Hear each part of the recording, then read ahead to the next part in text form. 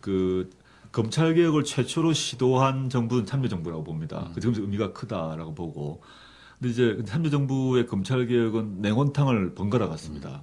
장관으로 보게 되면 근데 강금실 장관 했다가 다시 검찰 출신으로 갔다가 천정배 장관으로 갔다가 또 검찰 갔죠. 예. 그러면서 검찰 입장에서는 저는 이제 뭐 사실 검찰 개혁이라는 게 검찰의 막강한 권력을 개혁하려면 집권하고 1년 반, 2년 뭐 맥심 최대 2년 내에 안 하면 안 되거든요. 정광석화처럼 했죠. 바로 해야 되거든요. 그런데 했다가 갑자기 원래 우리 사람이 또 되는 겁니다. 그렇죠. 그러면 이거 괜찮네. 좀 시간만 보내면 되는 거예요. 버티자 싶은 거죠. 버티자 하기 때문에 저는 그 점이 어떤 이유로 그 내원탕을 번갈아 갔는가 이제 잘 모르지만 그게 좀 패착이었다라고 보고 향후에 이제 정부가 들어서게 되면 검찰 개혁은 정말 1년 내로 정말 해야 된다. 특히 법무부 장관이 강골인 사람이, 법무부 장관 자신도 지금, 근데 천정배 장관 같은 경우도 아주 뭐 최고의 법률가 중에 한 명인데, 강정구 수사 불구속 지휘. 사실 그거 불구속 지휘가 원칙이거든요. 원칙을 했다는 이유로 그냥 빨갱이로 몰아가지고 난리뿐 거 아닙니까? 이런 식으로 검찰 입장에서는 법무부 장관이 마음에 안 들면 본인 스스로 못 난리지만 여론을 통해서 좌빨로 만들는 데서 난리거든요. 이렇게 해서 검찰 개혁 문제를 정말 좀 신경을 써야 된다 생각합니다. 그러면은 뭐 이 검찰 개혁에 이제 그 얘기 나왔으니까 좀 구체적인 몇 가지 방안을 갖다가 얘기를 해야 될 것 같은데, 예. 예를 들면 뭐 장관을 갖다가 그 검찰 출신 아닌 사람을 한다거나 뭐 이런 어떤 인사법 문제로 처리하는 것도 기본이 되겠습니다만은 이제 제도적인 문제, 제도를 바꿔야 되는 문제도 있다고 보여지거든요. 네네. 예를 들면 아까 이제 다극화를 말씀하셨는데 그 중에 가장 많이 얘기되는 것 중에 하나가 대검 이제 중수부를 해체하고 그리고 공수처 혹은 예. 뭐 고비처라고도 하는 고위공직자 비리수사처를 갖다가 둬서 그 분야에 관한 한 검찰의 어떤 기소 독점을 갖다가 이제 깨는 거죠. 예, 깨서 분할하자는 거죠. 그 부분에 대해서 어떻게 생각하세요? 저는 뭐 동의하고 있고요. 제가 이제 참여연대 사법권센터 소장을 오래 했는데 그때부터 제출했던 안인데 이제 법안까지 사실 국회에서 만들어졌었죠, 사실은 막판에. 물론 안 됐습니다만은. 그 얘기는 제가 좀 해드릴게요. 왜 안 됐는지. 네. 그건 좀 이따 하시고. 그래서 저는 이제 인사 문제는 분명히 따로 중요한 문제가 있습니다. 인사 문제를 법무부 장관과 검찰총장을 누가 시킬 것인가가 매우 중요하고, 특히 법무부 장관 같은 경우 초기에 검찰개혁 할 사람을 아주 강고를 데리고 들어와서 해서 검찰이 이거 버티다가는 내가 완전히 쫓겨나겠구나. 임기 5년으로 선포하고. 그렇게 하죠. 끝까지 가야 된다. 대통령과 임기를 같이 한다. 네. 딱 선포하고. 그럴 때만 검찰이 확 갈릴 거고요. 그다음에 검사장들을 바꿔야 되거든요. 검사장급들을 아까 그랬지, 검사장이 쉬운 말로 하면 그 개파 보스일 건데, 그렇죠. 네. 그분들을 정리를 재구성을 하고, 그러면 사람들이 한 5년 정도 끝까지 가야지 이 사람이 사람 자체의 물갈이가 될 거다 보고요. 그 작업은 이제 대통령께서 하셔야 될 문제인 것 같고, 제도적으로는 중수부가 외문정가 하면 중수부는 검찰총장 직할기구거든요. 아무 말도 듣지 않습니다. 검찰총장의 지휘 하에서 검찰총장이 하라는 수사만 하는데 검찰총장이 어디에 관심이 있을 것인가는 우리가 불문가지다라는 생각이 들 때, 중수부가 하는 역할 중에서 좋은 역할이 있습니다. 특수수사 같은 경우, 근데 뭐 화이트 칼라 범죄나 재벌 비리 등 수사해야죠. 이걸 갖다가 중수부에 검찰총장 직할에 두게 되면 어떤 문제가 발생하냐면 검찰총장의 성향이나 편향에 따라서 왔다 갔다 하는. 특수수사의 범위와 방향이 왔다 갔다 할 수 있습니다. 이거를 쪼개가지고 첫째는 원래 지검 특수부가 있거든요. 서울지검 특수부, 뭐 우리가 좀 외국 같은 경우는 특수부 수사로 제일 유명한 데가 동경지검 특수부거든요. 네, 일본에는 중수부 없습니다. 네. 그러니까 우리 지금 서울지검 특수부에 뒀는데 잘하는 거거든요. 서울지검 특수부, 부산지검 특수부, 광주에 주는 겁니다. 그래서 그들이 경쟁을 하게 하고 충돌이 생겨서 관할이 문제가 발생하면 검찰총장이 관할만 정리해주면 됩니다.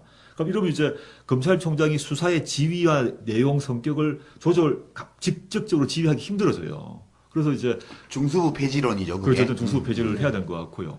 그다음에 중수부 폐지만으로도 이제 부족하다고 보는 게 중수부를 폐지하고 특수부를 강화하는 게 하나 있지만 제가 그럼에도 불구하고 요새 검찰총장의 힘은 막강하거든요. 막강하기 때문에 아까 노 대변인 말씀하셨던 고비처 또는 뭐 공수처 이런 여러 가지 있습니다만은 그 검찰의 권력을 떼놓는 게 필요한 것 같습니다. 그래서 기소독점을 떼기 위해서는 특히 이제 검찰 및 고위공무원이 검찰이 포함된 고위공무원이 관련된 범죄 같은 경우는 따로 만드는 게 좋다면 좀 특히 이제 검찰 내부의 부패 같은 그렇죠. 경우를 검사가 검찰에서 하니까 범죄를 저지르면 글쎄 말이죠. 처벌할 사람이 없어. 기소를 안 하니까. 예. 그렇죠. 덮을 수가 있고. 그러니까 당장 우리가 서로 물어봐야 되거든요. 검찰이 비리를 일으켰을 때 우리 뭐 영화도 많이 나오고 예. 합니다만 어떡할 거냐.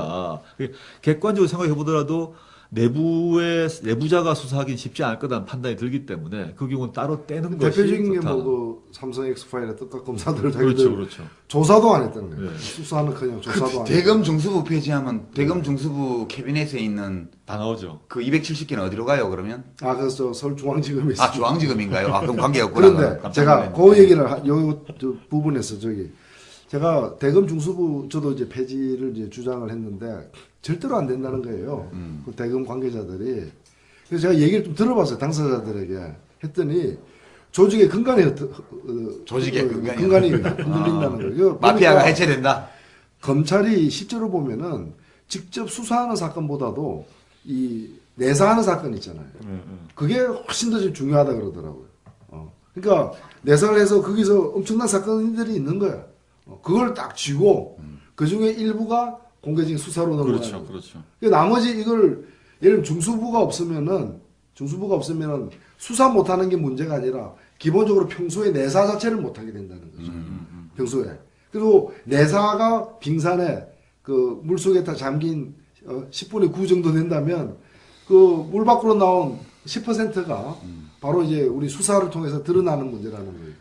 내사가 딴 게 아니라 정보거든요. 내사는. 정보지. 내사 핵심은 내사가 첩보, 정보 이런 거죠. 요번에 이제 이명박 정부 하에서 국무총리 조정을 통해서 형사법 개정이 됐는데 그 중에서 검찰이 절대 놓치지 않았던 게 내사 문제에 대해서 경찰 내사까지 모두 우리에게 보고하라고 법을 그렇죠. 통과했습니다. 네. 기막힌 예, 건데 맞습니다. 과거에는 이제 경찰 내사 문제는 경찰에서 끝이 나는데 이번 걸 통해서 검찰이 승리를 해버렸어요. 원래 그 많은 걸 가져갔죠. 권력을 쪼개줘야 되는데 거꾸로 됐어. 반대로 이제 자기 내사 외에 검찰 내사 외에 경찰 내사 거도 다 보겠다라고 하니까 경찰에서 이제 불딱지가 난 건데 이제 검찰의 탐욕이 이제 끝없이 확장되는 거죠. 그래서 지금 내사 문제를 포함해서는 검찰을 바꾸려면 일단 그 수사권 문제에서 상당 부분은 경찰로 보내고 네. 그 다음에 갖고 있는 각종 기소독점 중에서 공수처 쪽으로 또 떼어주고 내주고. 이거 자꾸 떼어줘야 된다. 네. 분산시킬 수밖에 없다. 디도스. 저는 그 검찰에 대한 디도스 공격이 필요해요. 거의 공직자 문제만이 아니라 그 예. 재벌들에 관련된 그 저 큰 경제 사범과 관련된 네. 문제들도 그 떼어줘야 된다고 봐요. 왜냐하면은 특수부 그 전에 보면은 그 서울지검 특수부에서 삼성 에버랜드 사건을 갖다 수사를 했지 않습니까? 거기서는 그래도 나름대로 수사를 좀 하려 그랬어요. 예, 예, 사실은 예, 예. 하려 그랬는데 그걸 갖다가 공소시효 다 끝날 때까지 끝나기 못하게. 얼마 전까지 못하게. 못하게 한 게 바로 검찰총장이었거든. 예. 그래서 아유, 떡값이 왔다 갔다 하니까. 지금 특수부에서 제대로 하려고 해도 위에서 눌러버리니까 네. 이제 못하는 이제 그런 그게 상황이- 마피아의 생명이잖아요. 돈줄을 보호해 주는 거. 그게 없으면 마피아 조직이 생존을 못 해. 그러니까 돈 주는 놈은 철저히 지켜줘야 돼요. 그게 마피아의 미덕이야. 그 조직의 생명력이고. 그렇죠. 예, 예. 두 번째는 그 명예를 모독하고 도전하는 자는 아주 단호하게 또 끝까지. 응징하고 예. 복수하고 이게 이제 그거예요. 그다음에 특히 마피아가 아주 잔인하게 끝까지 하는 게 외부 배신자를 처단하는 거예요. 바로 그거죠. 예. 주무 의원의 그 불출마 선언이 있었잖아요. 예. 주성영 주성영 의원, 의원. 주성영 의원. 지금 갑자기 소환장을 보내가지고 한 거 아니에요. 본인은 뭐 성매매는 아니라고 했으니까 아, 본인은 절대 아니라 그러지. 성교환인가 이거. 아니, 뭐, 그건 우리가 뭐 알 수 없는 건데, 알 수 없는 건데, 문제는 주성영 의원이 성매매를 했냐, 아니냐, 이건 중요한 게 아니에요. 예. 문제는 이것이 불거진 것이 여러 해 전의 일인데, 맞습니다. 예. 그동안 뭐 혐의가 없고 뭐 다 해오던 거를 갑자기 그럼 검찰이 왜 지금 총선을 두 달도 안 남은 시점에서 왜 소환장을 보내서 이 사람을 하여금 불출마 선언을 할 수밖에 없게 만들었냐. 내부 배신자 처단이에요. 검사 출신 아니에요, 주성영 의원이.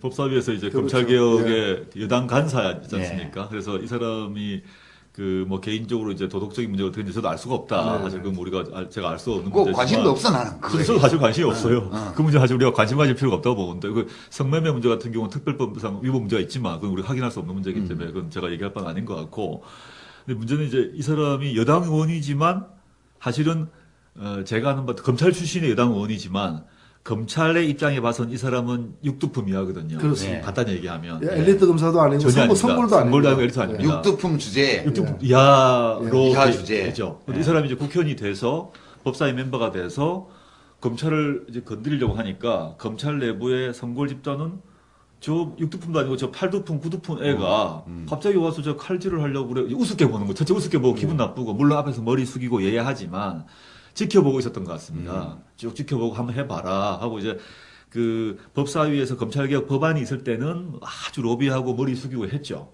근데 이제 검찰개혁이 끝났지 않습니까? 끝났죠. 끝나고 더 이상 아젠다가 안 오르죠. 예. 그래서 그때까지는 그 정보를 다 갖고 있다가도 수사도 안 했다가 네. 모든 검찰개혁 의안이 딱 종료되고 난 뒤에 바로 손을 들이댄 거는 거죠. 거예요. 바로 들이댄 거죠. 손을 앞으로 누구든 육두품 주제에 댐비면 이렇게 된다. 이렇게 된다. 그거죠. 이거 그 신호를 확실하게 바로 보내는 보이고 거예요. 그럼 사람들이 싶은 거죠. 이게 조폭으로 치면 칼로 찔러서 잘 보이는 사거리에다가 진열하는 거예요. 그런 네. 거죠. 와, 이거 영화의 한 장면이야. 조직의 쓴맛이죠. 조직의 무서움을 보여주는 거죠. 이거 참여정부 당시에 열린우리당 시절에 검찰개혁과 관련해서 2개 입법안이 나왔습니다.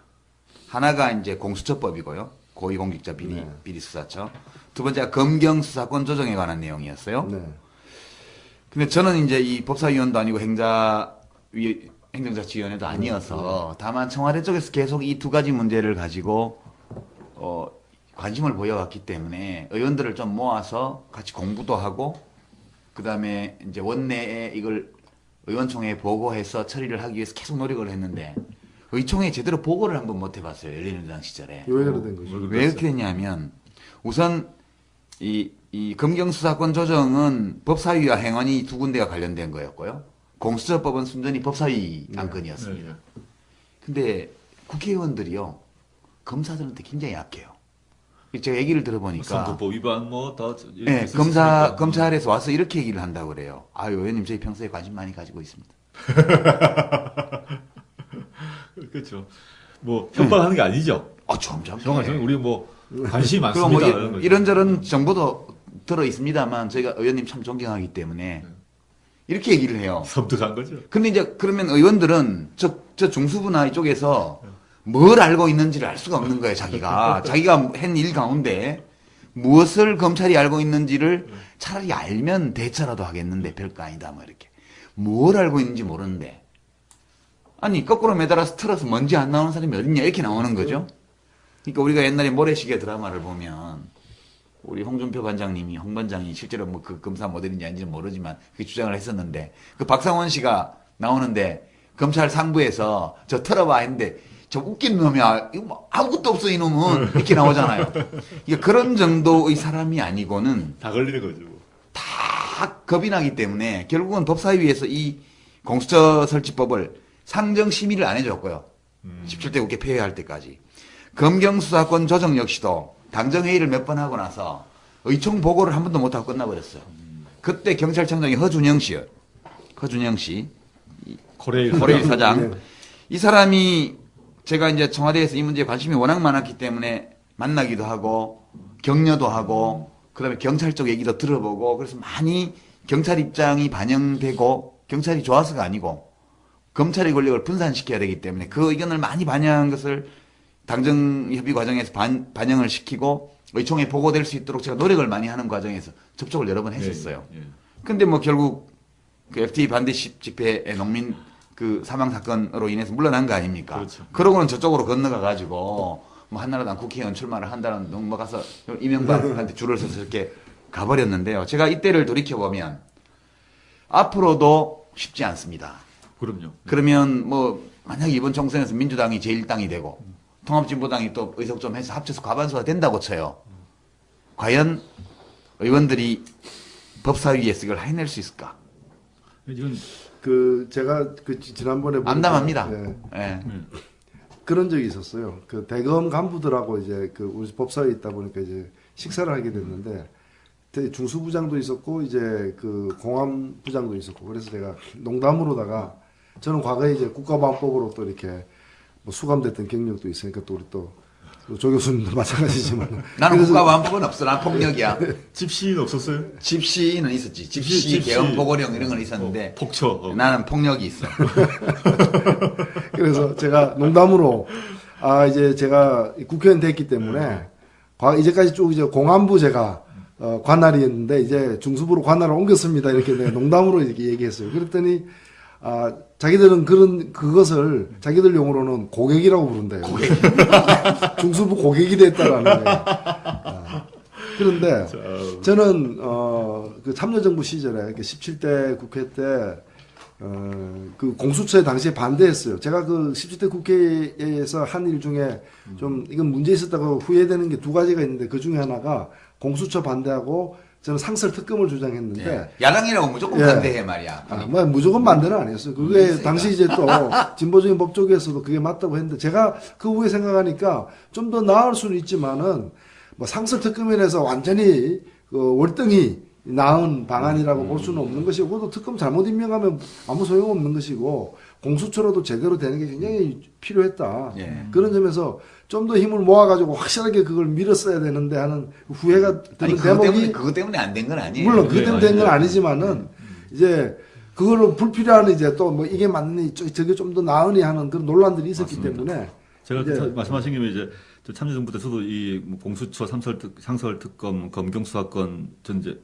그 법대 교수 입장에서 또는 뭐 참여연대 입장에서 다 법안도 만들고 했고 사실 제 법안이 뭐 올라가기도 했습니다만은 공수처 법안하고 상설 특검은 사실은 절충할 안이 많았거든요. 그렇죠. 예. 근데 실제 그게 이제 결국 이제 없어졌고 근데 근본적으로는 유 대표님 말씀하셨던 것처럼 법안의 세밀한 문제 이전에 검찰의 로비가 워낙 세니까 이거 맞받아칠 그 국회의원들이 통과할 생각들이 이제 애초에 기가 꺾인 거죠. 예, 기가 꺾였어요. 그래가지고 심의를 안 해요. 안 하는 거죠. 예. 미루고 예. 곁으로는 말하지만 실제로는 이제 하지 않아요. 카메라 앞에서만 말을 하고요. 예. 상임위를 열면 심의 상정을 안 해요. 그게 제일 문제고 저는 네. 제일 걱정이 유 대표님이 말씀하셨던 것처럼 차기 정부의 경우에 있어서도 이건 정말 국회의원 분들은 곁으로는 지금 모두 검찰개혁 얘기하고 있지 않습니까? 예. 근데 실제 막상 되셨을 때 어떻게 하실지 모른다. 다 중수부 고객인데. 고객인데 대변인 말씀대로. 그래서 저는 대통령의 의지가 저는 매우 중요한 게 저는 노무현 정부의 그 경험이 있기 때문에 거기 기초해서 그러면 그 다음 정부가 이룰 수 있는 검찰 개혁이 뭔가 뭐 여러 가지 있겠습니다. 핵심적인 포인트 몇 개. 저는 권력 분산 문제라고 보는데. 네. 뭐 여러 가지가 있겠습니다. 권력 분산을 어떻게 할 것인가 이거 문제를 아젠다를 가지고 차기 정권에서 예컨대 이제 권력이 바뀐다면 정권이 바뀐다면 인수위원회가 만들어질 거 아닙니까? 네. 인수위원회에서 즉각적으로 발표하고 1년 내로 하지 않으면 전 1년만 넘어가면 그때부터는 진짜 검찰에 줄 설 거다. 난 거죠 국회의원들이. 오늘 우리가 법조 마피아라는 주제로 하고 있는데 지금 검찰을 다룰 게 너무 많아서 법원까지는 오늘 못 갈 것 같아요. 네, 그러네요. 그래서 오늘 제목은 검찰 마피아로 그래야 되겠습니다. 오늘 좀 축소해야 될 것 검찰로 같습니다. 마무리해야 될 것 같습니다, 지금 봐서는. 법원은 다음 기회에 또 한 번 더 해야 될 것 같아요. 예. 참고로 이제 검찰 개혁과 관련해서 이번에 그 통합진보당에서 사법개혁 그 공약으로 내놓은 것 중에 검찰 개혁이 있습니다. 거기 이제 공약이 크게 세 가지인데 하나가 네. 방금 쭉 말씀들을 하신 중수부 폐지 및 고위공직자 비리조사처 고비처죠. 옛날에 공수처라고도 부르고 기소권을 가진 네, 예, 그걸 고비처. 신설하는 예. 것이고요. 두 번째는 이제 법무부를 탈검찰화한다. 그렇죠. 검찰이 다 법무를 장악하고 있는 걸 법무부를 정상화시킨다는 것이고, 그다음에 아까도 얘기됐지만은 기소를 무리하게 하는 것도 문제지만 기소해야 마땅한 사건을 임의로 불기소하는 이 기소 편의주의, 사실상 이 기소 독점주의에서 온 폐단인데 불기소 처분에 이제 뭐 대응할 수 있는 지금 제도적 장치가 재정 신청이라 있지만 그게 거의 유명무실화돼 있지 않습니까? 예. 그래서 이 부분과 관련해서 시민 배심제를 도입하고 재정 신청 제도를 갖다가 그 개선하는 지금도 보면 형법 몇 개 조항에 대해서만 할수 이제 있게 재정 됐죠. 신청이 예. 가능하게 된 것 갖다가 모든 이제 고발 사건에 대해서 재정 신청이 가능하게 하는 제도 개선을 갖다가 포함한 검찰 개혁안을 갖고 있습니다. 좋네요. 예. 예, 근데 이제 오늘 우리 얘기 나누다 보니까 몇 가지 이 중요한 아이디어들이 나왔어요. 우선 중수부 폐지, 그 다음에 고위공직자 비리수사처 신설, 이런 것들은 기본으로 지금 야당들이 다 얘기를 하는 거고요. 그러나 이런 제도적 개선안보다 더 중요한 것이 실제 검찰개혁, 우리나라 검찰 왕국이고 이 검찰 마피아가 헌법과 법률 위에 군림하고 있는 이 문제, 정치보복이 악용되거나 스스로 권력이 되어서 누구를 보복하거나 이렇게 해서 민주주의 사회의 기본 질서를 무너뜨리는 이 일들을 막기 위해서는 강력한 검찰개혁 의지를 가진 대통령을 뽑아야 되고 예. 이 대통령이 마찬가지로 강력한 의지를 가지고 있는 확실히 능력 있는 독종을 법무부 장관 법무부 장관으로 기용해서 5년간 대통령과 함께 간다고 미리 선포하고 시작하는 거. 맞습니다. 그렇게 해야 되고 또 하나 추가하자면 이제 그 엘리트 검사, 성골 검사, 마피아 검사 말고 현재 검사 중에서 진짜 좋은 검사가 있습니다. 그럼 발언을 할 수 없을 뿐입니다. 이들 내부에서부터의 지지가 또 필요하거든요. 이 사람들을 좀 같이 잡아야 된다고 봅니다. 그 점과 관련해서 되게 검사장 이제 검사장이라는 게 군대로 치면 이제 별 하나거든요.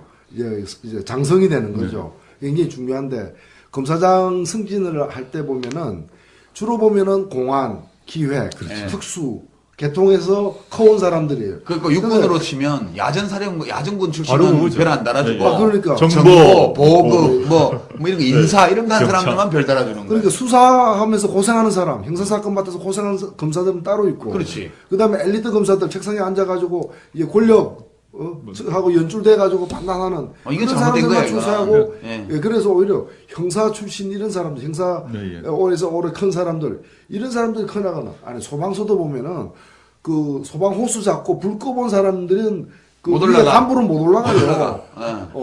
불 안 꺼본 사람, 그러니까 불 끄는 사람 뒤에 본 사람들만 위에 올라가는 게 말이 안 되는 거예요. 말이 안 돼 이거. 어디나 마찬가지네. 이게 참 문제네. 저는 그래서 유 대표님 말씀하셨던 대통령 강력한 의지가 있는 대통령과 법무부 장관이 하되 그 사람들이 실제는 검사장 인사 문제에 연결될 수밖에 없습니다. 제도개혁을 그렇게 해서 하고 네. 검사장급들을 거의 물갈이를 상당히 해야 된다. 검사장 물갈이. 발탁 인사를 통해서 지금까지 이제 변방에 있었고 소신 있고 정말 뚝심 있고 수사 잘했던 사람들을 바로 발탁 인사를 하게 되면 그 메시지가 전체 검사제에 갑니다. 야 이거 우리 김영삼 대통령한테 배울 필요 있어요. 김영삼 대통령이 뭐 IMF 이렇게 했다고 욕도 많이 자셨지만 그래도 그분은 업적이 몇 개가 있잖아요. 하나에. 우선 하나회 숙청한 거랑 실명제. 금융실명제 부동산 그 등록하는 거 이거 했는데 물론 금융실명제 그때 대통령 긴급명령으로 하는데 삼성에는 누가 일러 바쳐가지고 삼성은 다 피했다고 그러는데 그 일러 바친 사람이 모모한 사람이라는 소문도 있고 그래요. 우리가 모두 다 알고 있는 사람이라는 설도 있는데 뭐 진실은 모르겠지만 근데 그 하나회 숙청이 있잖아요. 네. 그게 제가 얘기를 들어보니까 사실인지 모르겠는데 제가 들은 얘기로 군에서 인사안을 가지고 왔대요. 네. 대통령한테 네. 보고를 비서실장이. 네. 그 대통령이 보니까 마음에 안 든단 말이에요. 이거 누가 짜온 거야 했더니 군에서 짜온 겁니다. 군에서 왜 이렇게 짜왔어요? 군에서 지금까지 관례와 뭐 이런 게 있어서 딱 비서실장한테 어이 국군 통수권자가 누구? 각하십니다. 뭐 이런 게 다 있어. 이래가지고 그날 밤에 별이 50개 이상 날아갔다는 거 아니에요. 그거 좋은 일이네. 응. 그래갖고 하나회를 숙청하는 거야. 네.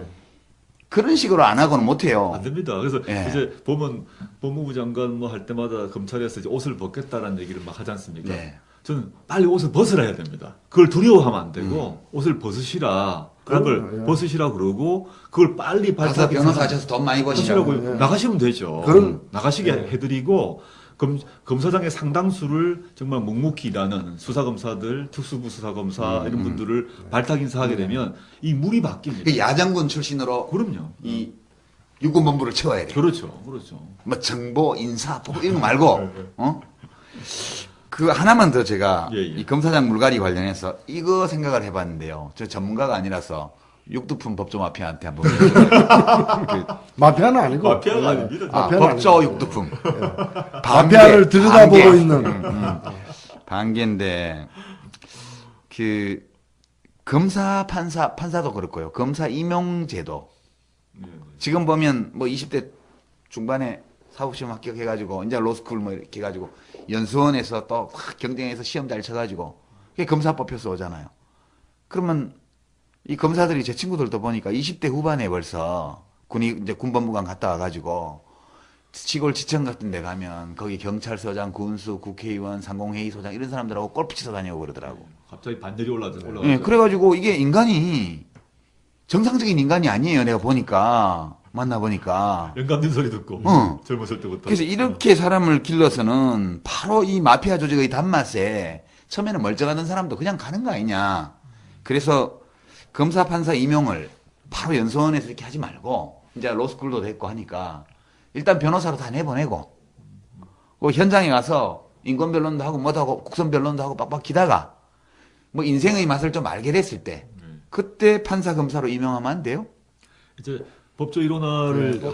일어나라는 것인데 하고 로스쿨 도입의 취지도 그러하죠. 로스쿨이 이제 부작용도 있으면 취지는 일단 어제는 이제 외국이 다 그러하는데 외국에서 일단 맨 처음에 로스쿨 졸업하면 그 다수는 변호사 그다음에 좀 소수는 검사로 나갔다가 그 경쟁 후에 능력과 도덕성이 인정되면 그다음에 판사로 가거든요. 그러면 그 나이 자체가 판사가 많고 그렇죠. 이 나이가 그래서 나이 자체로 더 눌리는 게 있고요. 근데 검찰 같은 경우는 외국 경우도 변호사 했다가 변호사를 먼저 하고 검찰 오기보다는 검찰로 바로 가기도 합니다. 이게 뭐 업무 자체가 그 업무 부담도 높고 하기 때문에 처음부터 기술이 필요한데 지금 말씀하셨던 이제 한국 검찰의 그런 권위주의와 품성 자체가 그렇게 바뀌는 거고 생활도 그렇게 바뀌기 때문에 이걸 바꾸려면 저는 검찰 전체의 권력을 떨어뜨려 버리면 그 소속한 사람들도 그렇게 행동을 못 하죠. 아까 시골 갔는데 새파란 20몇 살 검사가 왔는데 그 지역의 경찰서장 상공위 소의장 왜 다 좌석 서열을 보게 되면 네. 앉을 때 서열이 다르지 않습니까? 네. 그 이유가 뭐냐면 권력이 누가 많이 갖고 있는지 다 알죠. 그러니까 상석을 양보를 거기 하거든요. 검사가 갑이니까 갑. 갑이니까요. 이거를 바꿔주면 이 자리 배열이 달라질 거다고 보고 그 사람들이 건방 떨고 뭐 엠톨톨하면서 무게 잡고 하지 않을 거다 생각하고 야, 있어요. 큰일 났다. 검사들 이 방송 듣고 나면 우리 죽이려고 그럴 텐데. 아니요. 근데 1,800명 검사 중에서 좋아합니다. 예, 엘리트 좋은 검사 분들. 아닌 사람들이 훨씬 더 많기 때문에 아, 예. 근데 예, 문제는 보호를 받을 겁니다. 그 엘리트 검사들이 우리를 괴롭히니까 그래. 고객으로 생각해서 고객으로. 부르려고. 더 잘 아시겠습니다만 예. 저는 문제가 참 이게 포괄적이고 복잡한 이 대책이 필요하다고 보고 시간도 많이 걸리려 보는데 제가 그때 사법개혁 문제 때문에 이제 특히 로스쿨 제도 때문에 이제 미국에 몇 군데 좀 유명한 로스쿨을 방문한 적이 있었어요. 근데 버클리 대학 그 로스쿨 학장이 네. 저한테 자랑스럽게 하는 얘기가 뭔가면은 그때 우리 일행들에게 미국의 변호사가 100만 명 정도 된다. 그러나 그 중에서 이렇게 한 10개 정도의 그 좋은 로스쿨, 예, 예. 유명 로스쿨 출신들이 사실상 많은 일을 하고 있다. 고 하면서 자기들도 이제 그 중에 유명하다 하나다. 얘기죠. 그 중에 하나다. 하면서 버클리 대학 로스쿨의 그 졸업생들 중에서 공부 제일 잘하는 학생들은 뭐 하는 줄 아느냐 그래요. 그래서 뭐 합니까? 절대로 판검사 안 되고 그 로스쿨 교수가 된다. 자기가 그 중에 한 명이다. 직접 좋은 판결을 하는 것보다 예. 좋은 판결을 할 수 있는 예. 법조인을 예, 예. 수십 명씩 길러내는 게 더 큰 그리고 기여가. 두 번째 공부 잘하는 학생. 그러니까 이 일반적인 로스쿨이 아니라 버클리와 같은 이제 아주 그 명문 로스쿨에서 두 번째 공부 잘하는 층은 뭐 하는 줄 아느냐. 연방 대법관의 보좌관 클럽. 이거나 아니면 이제 검사보, 네, 예. 검사서기 같은 식으로 해서 검찰 보좌관이죠. 그래서 이 사람들은 평생 판사만 하겠다. 또는 평생 검사 내지 정치로 나가는 어떤 공직만 하겠다라고 결심 단단히 한 엘리트들이다. 이게. 그 다음에 세 번째가 뭐 하느냐. 그래서 나는 드디어 세 번째가 이제 돈 많이 버는 로펌에 갈 줄 알았어요. 근데 세 번째가 뭔가 하면은 이 공익 서비스에 종사하는 거다. 우리로 치면 참여연대 변호사가 되는 이런 사람들 있잖아요. 민주노총 예, 민주노총 변호사가 되는 예, 사람. 예. 근데 미국조차도 이 워낙에 로스쿨 비용이 비싸기 때문에 로펌에 간 사람들도 그걸 틈틈이 갚아 나가는데 다 갚는데 한 10회는 걸린다. 또 다 갚을 때쯤 되면 그 무슨 쫑파티 같은 것도 네, 예, 한다 맞습니다. 그러더라고요. 근데 이 공익 이제 참여연대는 민주노총 변호사가 된 사람들 이런 사람들은 그 못 갚을 거 아니에요. 이런 사람들은 학교가 대신 갚아주거나 혹은 동기들이 돈 모아서. 동기들이 그 로펌에 간 동기들이 돈 모아서 대신 갚아준다는. 예. 그리고 그 다음 다섯 번째 성적 이 사람들이 이 사람들도 이제 훌륭한 사람들이 이 사람들도 이제 잘 나가는 로펌에 비싼 돈 받고 팔려간다는. 그러니까 나는 여기 공부 제일 잘하는 분 아니, 러스쿨 아니, 교수 그러니까 계시잖아. 미국이 참 문제 많은 사회이지만은 저는 문제가 참 많은 사회이고 또 미국의 법조 시스템이 훌륭하다고 볼 수 없는 면도 많지만 또 미국이 어찌 보면 변호사 먹고 살기 위해서 100만 명이나 되는 변호사 먹고 살기 위해서 사건을 만들어내는 그럼요. 패단도 이제 많지만 굶주린 변호사는 호랑이보다 더 무섭다고. 네. 그 그러니까 요 점과 관련해서는 이런 최소한 이 정도의 체계는 있다는 거죠. 그러니까 돈도 갖고 권력도 갖고 그건 안 고위직 법관 하다가 나와가지고 1년 만에 뭐 20억씩 벌고 예. 그럼 이제 그런 저희 일은 이제 없다는 거죠. 지금 이제 그 버클리 제가 사실 이제 버클리 출신인데 그 유학 가서 이제 거기서 그러니까 명문대학만 죄송합니다. 서울대학교는 지방 명문대학이고 버클리는 세계 명문대학. 그분이 하는 얘기가 나는 갈땡이 또 지금 그 총장님이 말씀하신 케이스가 바로 그것도 왜 그러니까 버클리 출신의 권력도 버리고 돈도 버리고 명예만 갖는 로스쿨 교수. 그게 제일 공부 잘하는 사람이 지금 그 얘기 하려고 한 게 아니라 와우. 아니 이제 그게 이제 이제 말씀하신 게 요체는 그런 것 같습니다. 그러니까 우리 같은 경우는 말씀하신 돈도 권력도 한꺼번에 다 가지려 하는 거죠. 법대 나와서. 그래서 이제 미국에서 이제 판사가 됐다 그러면 평생 가는 건데 판사로서의 직위를 보장해 줄 때 판사 마치고 나와서 개업한다는 것이 머릿속에 없는 거죠. 그렇죠. 이해가 안 되는 거죠. 이게 무슨 일인지 이해가 안 되는 거고. 그리고 이제 검사 같은 경우에서도 검사하다가 정치인 하긴 합니다. 하긴 하지만 그 정치인 출마를 한 정치인을 합니다. 그렇죠. 검사장 하다가 출마를 이렇게 하는 건데 검사 가는 경우에 있어서도 애초에 내가 검사로서 뭘 하고 난 뒤에 변호사 개업해서 돈 번다는 생각이 없죠. 없고 그 사람들이 머리가 이제 물론 정치 쪽과 관련이 없는 건 아니지만 자기 해야 될 역할 자체에 대해서 분명히 알고 있는데 우리는 지금 검찰이든 법원이든 막론하고 몽땅 다 가지려고 하는 게 문제인 것 같아. 그래서 저는 근데 김앤장 가서 돈 번다 하면 돈 벌어야 되는 거고. 근데 김앤장이라는 것이 나중에 변호사 마피아 할지 모르겠습니다만은 김앤장이 돈만 벌 뿐만 아니라 다른 걸 또 이렇게 관련을 맺고 있지 않겠습니까? 그렇죠. 그러니까 뭐 여러 군데 인사 때마다 돌아간 뭐 김앤장 사람이 뭐 지금 삼성 왕국의 김앤장 왕국 말도 나오고요.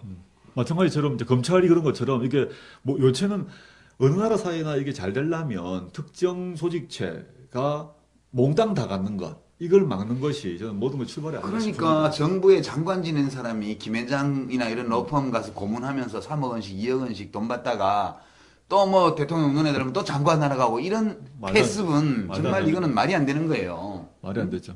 자 오늘 우리가 다룬 검찰 개혁 좀 이야기가 번졌다. 이 검찰 마피아 어찌 보면 민주화된 사회에서 아직 민주화 안 된 부분 과거의 어떤 성역처럼 이제 남아있는 날이 갈수록 개무점 더 커져가는 이 검찰 권력을 견제하기 위해서는 검찰 개혁이 필요하고 이게 이번 총선과 대선 과정에서 검찰을 과연 개혁할 수 있느냐 없느냐 누가 집권하느냐 또 어느 당이 다수를 차지하느냐에 따라서 이 달라질 문제라고 생각되고 이 개와 사람이 공존하려면 개를 묶어놔야 돼. 묶어놔야 됩니다.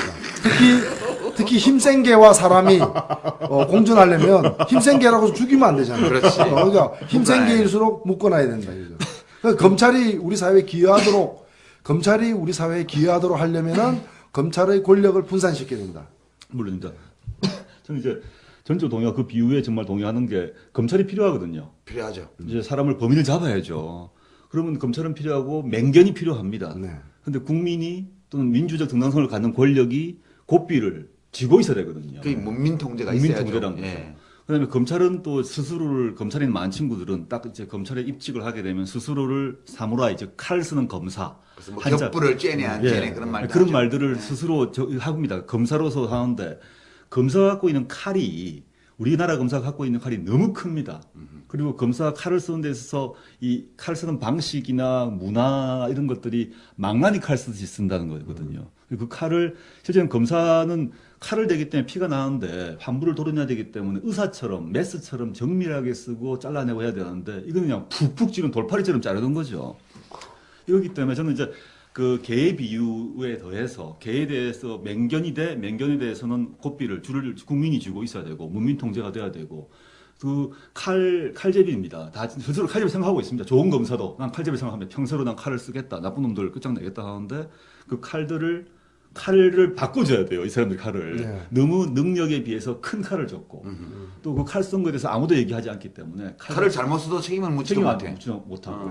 아까 얘기했던 잊어먹기 전에 그 PD수첩 그 기소해가지고 무죄됐던 사람이 최교일입니다. 최교일 최교일 검사. 씨가 현재 지금 서울중앙지검장이고 TKK 핵심 중에 핵심. TKK. 예. 아, 잊어먹기 그러니까 전에. 개와 공존하려면 정기적으로 광견병 주사를 맞춰야 돼요. 그렇죠. 미친 개와 함께 있을 수는 없습니다. 고삐도 확인해야 되고. 네. 끊어지면 곤란해. 예, 오늘 저공비행 8회 아주 귀하신 분 우리 조국 교수님을 모시고 원래 검찰 법원 다 보려고 했는데 이 검찰 덩치가 너무 커가지고 너무 방대해. 예, 검찰 쪽을 우리가 저공비행하면서 어떻게 개혁할 것인가 특히 다가오는 총선 대선이 검찰 개혁을 위해서 아주 좋은 기회가 될 수도 있다. 결국에 우리 국민들이 이 문제는 문제의식 높아져야 될 것 같습니다. 예, 그 한 번의 비행으로는 검찰 마피아의 실체를 다 탐색할 수 없는 것 같아요. 네. 우리가 오늘 1차 저공 비행을 했고 뒤에 다른 분을 또 태우고 2차 저공 비행을 다른 각도에서 또 한 번 해야 될지도 모르겠고요. 네. 옆에 층수가 조금 한 뼘 정도 낮은 부속 건물이 또 하나 있죠. 법원 법원. 건물. 거기도 오늘은 위에 한 번씩 지나만 갔다 왔는데요. 앞으로는 그쪽도 이렇게 검찰청 통해서 법원으로 가는 문 말고 따로 법원 전용 수립문으로 한번 비행해봐야 될 것 같아요. 그렇죠. 그게 우리 사법부에 대한 좀 존경심도 표해야죠. 예, 그리고 새삼 드리는 말씀이지만 우리가 오늘 검찰 마피아를 집중 탐사했는데 뭐 욕을 많이 했습니다. 네. 그렇지만 늘 그런 이분법을 우리가 또 구사해야죠. 우리나라에는 또 절대 다수의 선량하고 정의감에 불타며 법을 잘 지키는 검사들이 있습니다. 열심히 일하는. 예. 마치 우리 군에 야전군 열심히 복무하고 있는 물론이죠. 국가안보를 지키는 군인들이 있는 것처럼. 네. 근데 극히 일부 정치 검사들이 정치 지금 검찰, 예, 국민들의 검찰에 대한 신뢰를 땅바닥에 떨어뜨리고 우리 대한민국의 민주적 기초를 위협하고 그리고 헌법과 법률 위에 군림하면서 국민을 위해서 봉사하는 조직이 아니라 자기 자신의 권력을 극대화하는 것을 목표로 이렇게 권력을 행사하는 마피아 조직처럼 돼가고 있는 이 문제를 진단해 본 거니까요. 우리 대한민국의 선량한 검사님들 저 이 방송 들으시고 너무 서운해 마시고요. 스스로 선량하고 정의로운 검사라고 생각하신다면 저희가 이 저공비행의 기청소사를 통해서 나쁜 검사들을 쫓아내고 정권교체와 임기 5년짜리 법무부 장관 확실하게 세워서 여러분이 마음껏 하늘이 무너져도 정의는 세우는 그런 검사가 되실 수 있도록 해드리도록 그렇게 했습니다. 와, 오지랖 넓어 우리.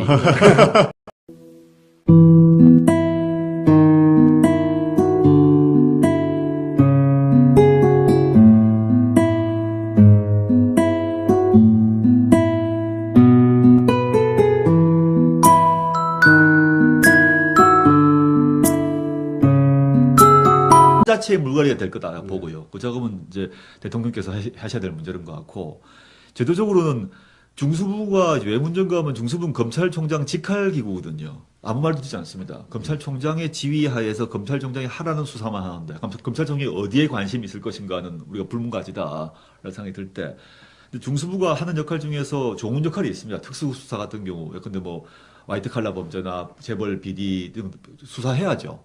이걸 갖다가 중수부의 검찰총장 직할에 두게 되면 어떤 문제가 발생하냐면 검찰총장의 성향이나 편향에 따라서 왔다 갔다 하는 특수수사의 범위와 방향이 왔다 갔다 할 수 있습니다. 이거를 쪼개가지고 첫째는 원래 지검 특수부가 있거든요. 서울지검 특수부, 뭐 우리가 좀 외국 같은 경우는 특수부 수사로 제일 유명한 데가 동경지검 특수부거든요. 예, 동경 일본에는 중수부 없습니다. 예. 그러니까 우리 지금 서울지검 특수부에 뒀는데 잘하는 거거든요. 서울지검 특수부, 부산지검 특수부, 광주에 주는 겁니다. 그래서 그들이 경쟁을 하게 하고 충돌이 생겨서 관할이 문제가 발생하면 검찰총장이 관할만 정리해주면 됩니다. 그럼 이러면 이제 검찰총장이 수사의 지휘와 내용, 성격을 직접적으로 지휘하기 힘들어져요. 그래서 이제 중수부 폐지론이죠. 그게. 그렇죠. 중수부 폐지를 해야 되는 것 같고요. 그다음에 중수부 폐지만으로도 이제 부족하다고 보는 게 중수부를 폐지하고 특수부를 강화하는 게 하나 있지만 제가 그럼에도 불구하고 요새 검찰총장의 힘은 막강하거든요. 막강하기 때문에 아까 노 대변인 말씀하셨던 고비처 또는 뭐 공수처 이런 여러 가지 있습니다만은 검찰의 권력을 떼놓는 게 필요한 것 같습니다. 그래서 기소독점을 떼기 위해서는 특히 이제 검찰 및 고위공무원이 검찰이 포함된 고위공무원이 관련된 범죄 같은 경우는 따로 하는 게 좋다면 특히 이제 검찰 내부의 부패 같은 경우들 검사가 범죄를 저지르면 그래서 말입니다. 처벌할 사람이 없어. 기소를 안 하니까. 예. 그렇죠. 덮을 수가 있고. 그러니까 당장 우리가 서로 물어봐야 되거든요. 검찰이 비리를 일으켰을 때 우리 뭐 영화도 많이 나오고 합니다만 어떡할 거냐. 객관적으로 생각해 보더라도 내부자가 수사하기는 쉽지 않을 거라는 판단이 들기 때문에 그 경우는 따로 떼는 것이 대표적인 게 좋다. 뭐 삼성 엑스파일의 뜻과 검사들 자기들 그렇죠. 조사도 안 했다는 거예요. 네. 수사는 그냥 조사도 안 대검 중수부 폐지하면 대검 중수부 캐비넷에 있는 다 나오죠. 그 270개는 어디로 가요 그러면? 그래서 서울중앙지검에 있어요. 중앙지검인가요? 그럼 관계가 없구나. 그런데 제가 그 얘기를 요 부분에서 제가 대검 중수부 저도 이제 폐지를 이제 주장을 했는데 절대로 안 된다는 거예요. 그 대검 관계자들이 그래서 제가 얘기를 좀 들어봤어요. 당사자들에게. 했더니 조직의 근간이 조직의 근간이 흔들린다는 거예요. 마피아가 보니까 해체된다. 검찰이 실제로 보면은 직접 수사하는 사건보다도 이 내사하는 사건 있잖아요. 그게 훨씬 더 지금 중요하다 그러더라고요. 그러니까 내사를 해서 거기서 엄청난 사건들이 있는 거야. 그걸 딱 쥐고 그 중에 일부가 공개적인 수사로 넘어가는 그렇죠, 거예요. 그렇죠. 나머지 이걸 예를 들면 중수부가 없으면은 수사 못하는 게 문제가 아니라 기본적으로 평소에 내사 자체를 못하게 된다는 거죠. 평소에. 그리고 내사가 빙산에 그 물속에 다 잠긴 10분의 9 정도 된다면 그 물 밖으로 나온 10%가 바로 이제 우리 수사를 통해서 드러나는 문제라는 거예요.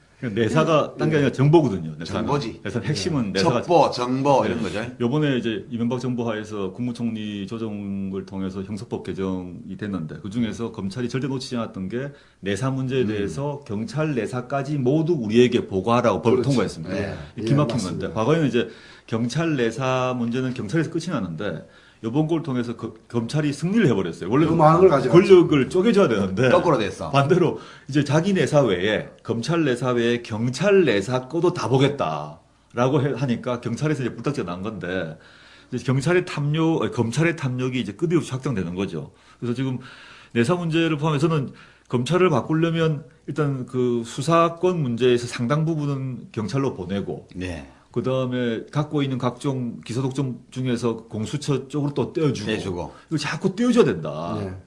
분산시킬 수밖에 없다. 디도스. 저는 그 검찰에 대한 디도스 공격이 필요해요. 거의 공직자 문제만이 아니라 그 예. 재벌들에 관련된 그 저 큰 경제 사범과 관련된 문제들도 그 떼어 그 검찰 개혁을 최초로 시도한 정부는 참여정부라고 봅니다. 그 점에서 의미가 크다라고 보고. 근데 이제 참여정부의 검찰 개혁은 냉온탕을 번갈아 갔습니다. 장관으로 보게 되면 근데 강금실 장관 했다가 다시 검찰 출신으로 갔다가 천정배 장관으로 갔다가 또 검찰 출신으로. 갔죠. 예. 그러면서 검찰 입장에서는 저는 이제 뭐 사실 검찰 개혁이라는 게 검찰의 그 막강한 권력을 개혁하려면 집권하고 1년 반, 2년 뭐 맥심 최대 2년 내에 안 하면 안 되거든요. 정광석화처럼 했죠. 바로 해야 되거든요. 그런데 했다가 갑자기 원래 우리 사람이 또 되는 겁니다. 그렇죠. 그러면 이거 괜찮네. 좀 시간만 보내면 되는 거예요. 버티자 싶은 거죠. 버티자 하기 때문에 저는 그 점이 어떤 이유로 그 내원탕을 번갈아 갔는가 이제 잘 모르지만 그게 좀 패착이었다라고 보고 향후에 이제 정부가 들어서게 되면 검찰 개혁은 정말 1년 내로 정말 해야 된다. 특히 법무부 장관이 강골인 사람이 왜냐면 법무부 장관 자신도 지금 근데 천정배 장관 같은 경우도 아주 뭐 최고의 법률가 중에 한 명인데 강정구 수사 불구속 지휘 사실 그거 불구속 지휘가 원칙이거든요. 원칙을 했다는 이유로 그냥 빨갱이로 몰아가지고 난리뿐 거 아닙니까? 이런 식으로 검찰 입장에서는 법무부 장관이 마음에 안 들면 본인 스스로 못 날리지만 여론을 통해서 좌빨로 만들는 데서 날리거든요.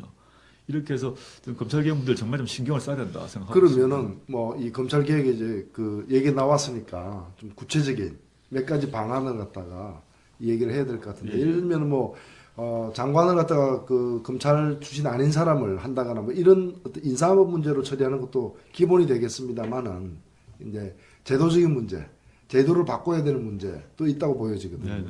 예를 들면 아까 이제 다극화를 말씀하셨는데 그 중에 가장 많이 얘기되는 것 중에 하나가 대검 이제 중수부를 해체하고 그리고 공수처 혹은 예. 뭐 고비처라고도 하는 고위공직자 비리수사처를 갖다가 둬서 그 분야에 관한 한 검찰의 어떤 기소 독점을 갖다가 이제 깨는 거죠. 예, 깨서 분할하자는 거죠. 그 부분에 대해서 어떻게 생각하세요? 저는 뭐 동의하고 있고요. 제가 이제 참여연대 사법권센터 소장을 한 오래 했는데 그때부터 제출했던 안인데 이제 법안까지 사실 국회에서 만들어졌었죠 사실은 막판에 물론 안 됐습니다만은 그 얘기는 제가 좀 해드릴게요. 왜 안 됐는지. 네. 그건 좀 이따 가지고. 네. 그래서 저는 이제 인사 문제는 분명히 따로 중요한 문제가 있습니다. 인사 문제를 법무부 장관과 검찰총장을 누가 시킬 것인가가 매우 중요하고 특히 법무부 장관 같은 경우 초기에 검찰 개혁할 사람을 아주 강고를 데리고 들어와서 해서 검찰이 이거 버티다가는 내가 완전히 쫓겨나겠구나. 임기 5년으로 선포하고 그렇게 하죠. 끝까지 가야 된다. 대통령과 임기를 같이 한다 네. 딱 선포하고. 그럴 때만 검찰이 확 갈릴 거고요. 그다음에 검사장들을 바꿔야 되거든요. 검사장급들을 아까 그랬지 검사장이 쉬운 말로 하면 그 개파 보스일 건데 그렇죠. 네. 그분들을 이제 정리를 재구성을 하고 그러면 사람들이 한 5년 정도 끝까지 가야지 이 사람이 물갈이가 사람